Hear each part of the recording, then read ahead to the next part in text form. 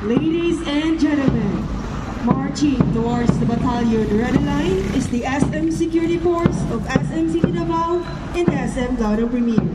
They will now position themselves on the parade route and continue marching while waiting for the troop commander's command.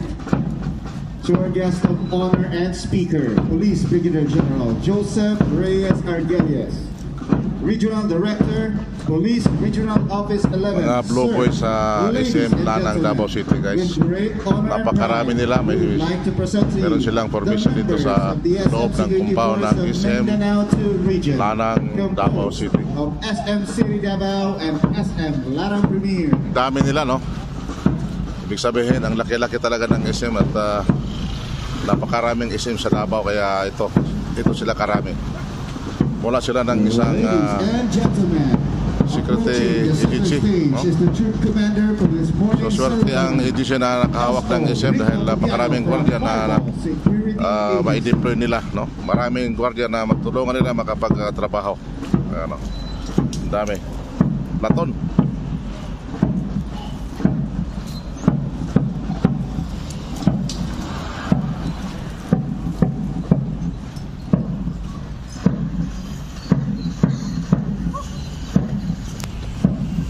Siya nga pala, yung building na yan, yun ang likod ng SM, no? Nandito ako sa loob ng compound ng SM Davao City. Ayan, makita natin mga building dyan, mga call centers, ayan, Concentrex, so, ayan. So itong naka-red ng sombrero, ito yung tinatawag nilang detail guy, no? Ayan, no?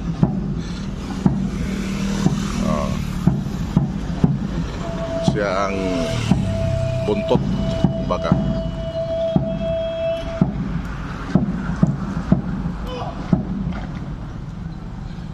Okay.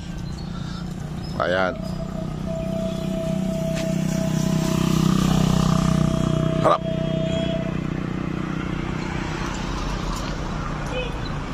Okay, ayan.